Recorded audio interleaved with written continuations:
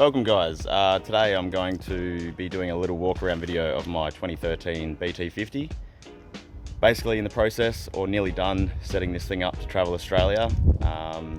So today I'm just going to be covering the car minus the canopy, and then I'll do the canopy in the next video just because there's probably too much to squeeze into one, and that way you could be canopy specific, which if you're doing a different car with a similar size canopy setup, you might be able to get some ideas of that. So we'll get straight into it. Up the front here, we've got an X-Rocks bull bar that's been modified with custom hoops by Slinky Customs. I think it's an awesome job. It sets the car apart from pretty much any other BT50 that I've seen. Follows the body line awesome and still gives you a little bit of protection around your headlights. Running a few steady lights here, so we've got the 7-inch spotties on the front. We've got some like work lights down here, which I like to call kangaroo lights, simply because they give you a nice 180-degree field of view of light, So it's good for spotting those roos on the side of the road that are ready to jump out in front of you. And a 50-inch light bar up on the roof there, so all wired into their own switches. Along with the bull bar here, we've got the Runvar 11,000 XP winch and some MCC recovery points off a PX2 Ranger that were just slightly modified to suit. Alright, so next up is wheels and suspension. We've got some 17-inch Pro Comp wheels, 5-spoke wheels. These were already on the car along with the tyres when I bought it, so these are Litre Ridge Grapplers, the all-terrain equivalents, 285/70/17. Perfect tyre, I think. They're just under a 33-inch tyre, so 32.8 or something like that.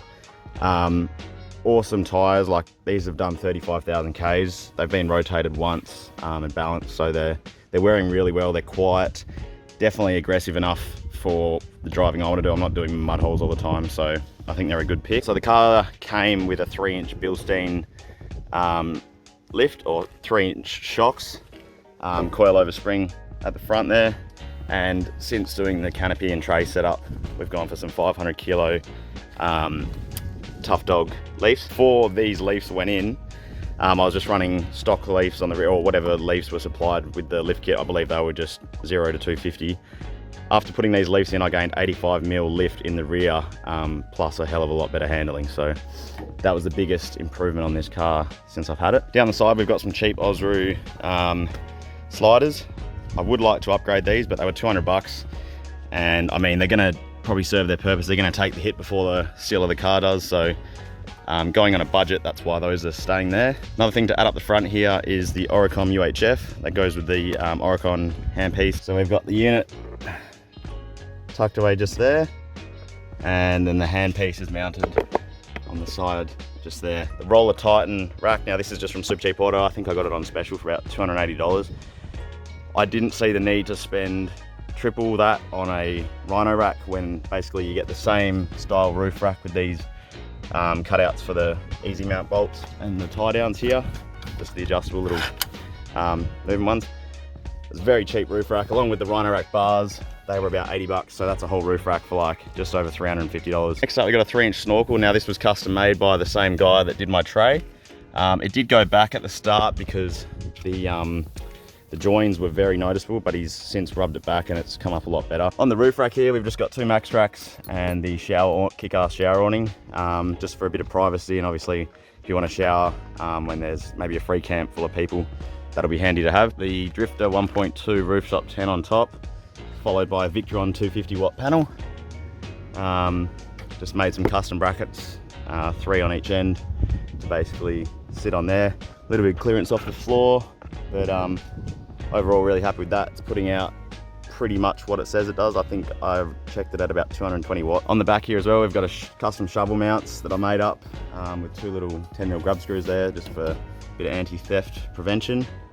We've got 2 of these steady floodlights, which are really awesome, very bright lights, definitely almost too bright, one there and one there.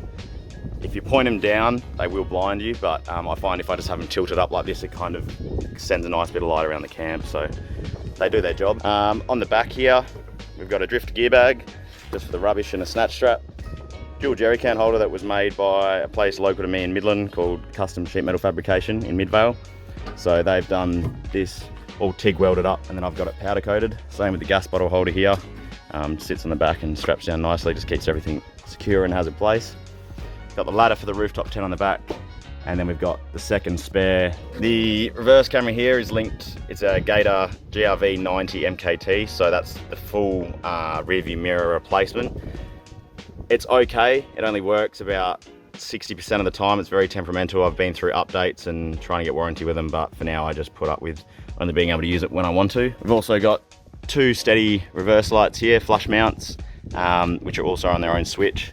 And these are my favorite tail lights that I have seen on any dual cab by far. They've got the progressive indicator.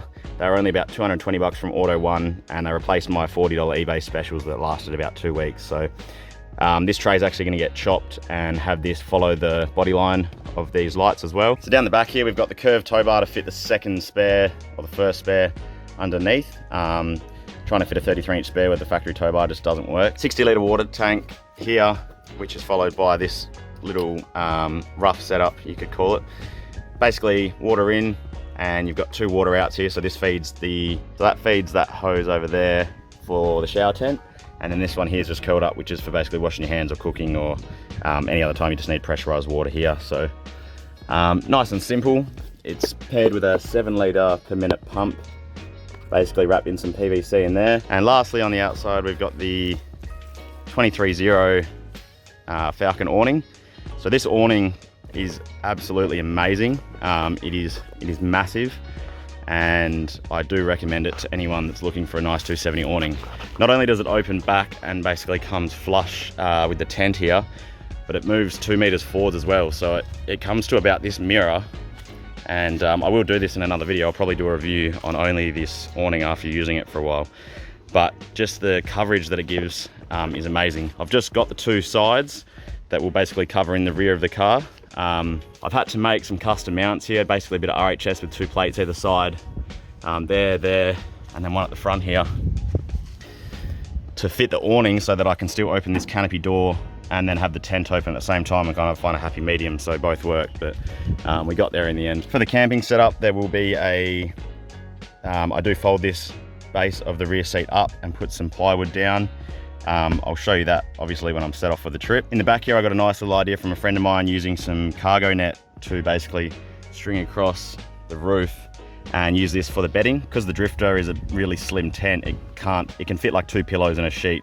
It struggles with a sleeping bag as well, so the sleeping bag can just live here, which isn't too much effort to take that out each time you want to use it. The Gator reverse camera here.